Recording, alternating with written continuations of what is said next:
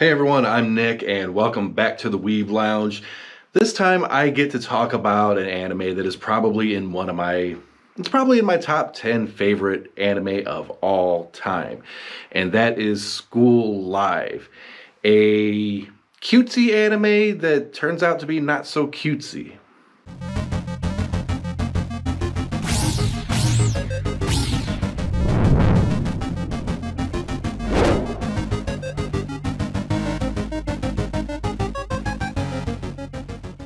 This basically formulates around a bunch of students who form the school living club, I guess you could say, where they just have their life at school, morning, noon, and night, I guess.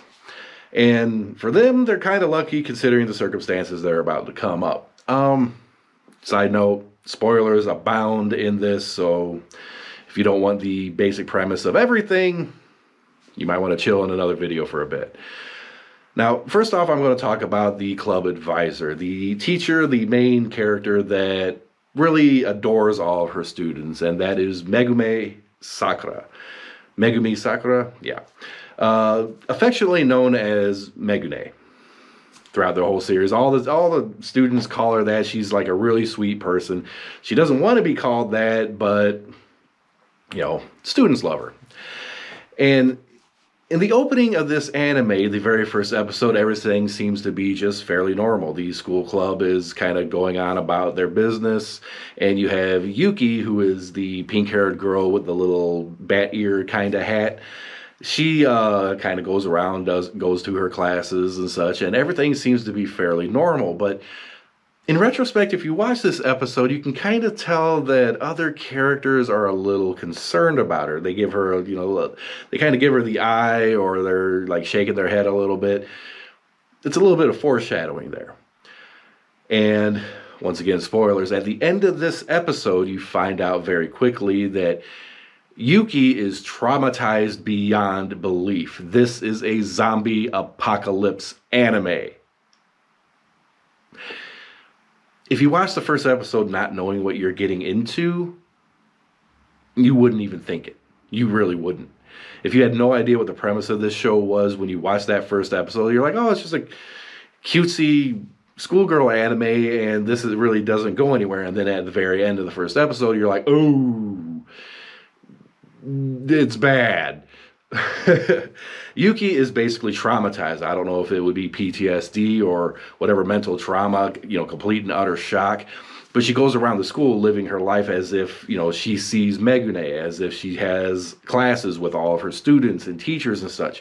When in reality, she's sitting in a decimated classroom, kind of learning by herself, talking to the wall. That's how out of her gourd she is. She is just... She's been traumatized beyond belief. And what led to this trauma is megu-nee getting zombified. She got trapped, she got bit, she turned into a zombie, she's dead now. She's still actually roaming the school, kind of unconsciously keeping some of her daily routine. Because the zombies in this, yes, they want to attack you. They want to eat your brain. They want to do all the typical things the zombies do. But there's a slight nuance of habit that is kind of stuck into these zombies' heads that later on in the anime they'll end up using to their advantage. But anyways, you got megu-nee, the teacher / club advisor. You have Yuki, the girl who just flipped her shit. And you have Yuri, who is the leader of the school live club, the school living club. Essentially, she's pretty much just a leader / mother figure. She likes to be caring towards all the students, make sure everything's kind of organized. They have supplies to survive, plotting, planning, etc. Things a mother would do. Things a good mother would do. Things that help them all survive and coexist. And then you have Kurumi. Kurumi, who happens to be our favorite character in this, is a bit of a tomboy figure. And yes, that's probably why I like tomboy characters. It's my thing. Don't judge me. But she is kind of the strategist / zombie murderer, okay? Her weapon of choice is a shovel. And she was part of the gardening club, I believe, and hence the shovel. And it became basically her weapon of choice, and she is very proficient using this shovel. She hurts people. Well, not people, zombies. She takes out zombies.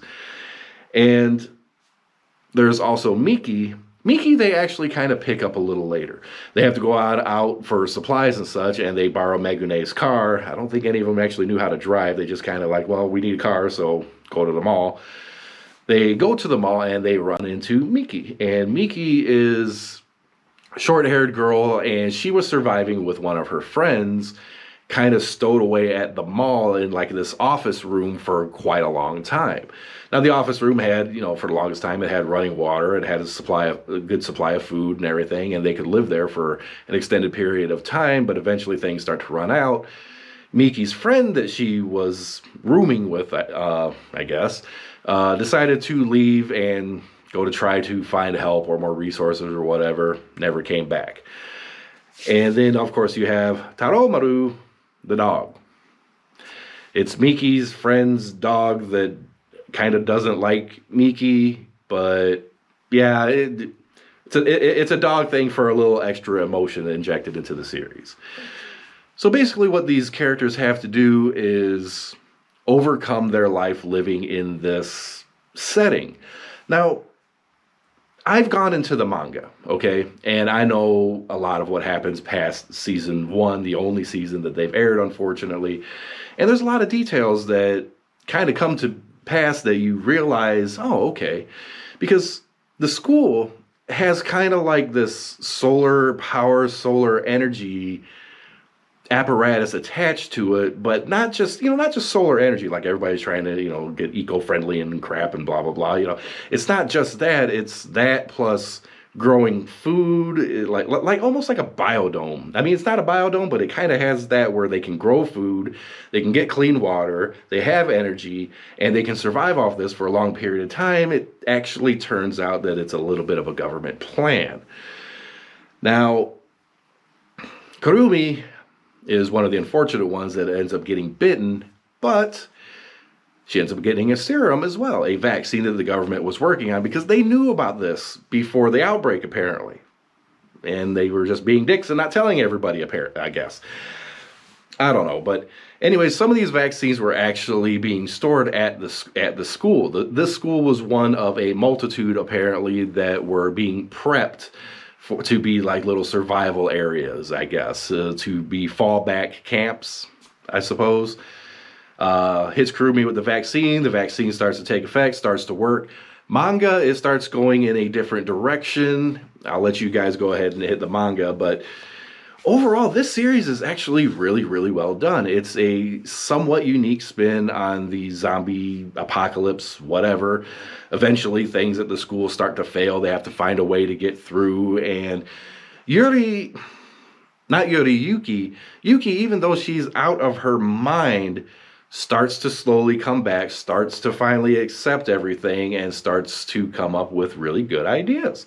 She seems like the airheaded goofball, but she actually comes up with some good ideas, things to help increase morale, and without even really acknowledging that the zombies are around, she does a good job at this. And when push comes to shove, she finds a solution to move the zombies away because all the students, they have to evacuate the school. Yuki finds a way to clear the path. They get in Megu-nee's car, they haul ass. And then you have to go to the manga if you want anything more, but it does go quite along after the manga.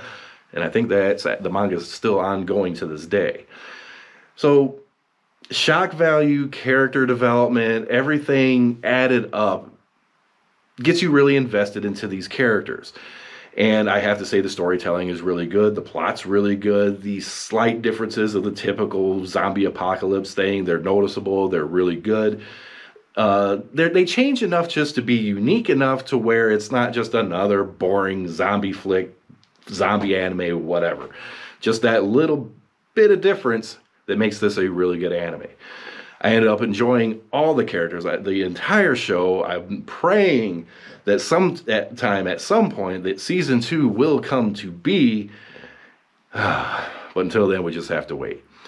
This is an anime that I absolutely love. And with that, like, subscribe, hit that notification button. We got more videos to come. Got to go back and start catching up on my Fate Grand Order stuff, live streaming every Monday, Tuesday, Thursday, Friday, and then some. I've been live streaming a lot.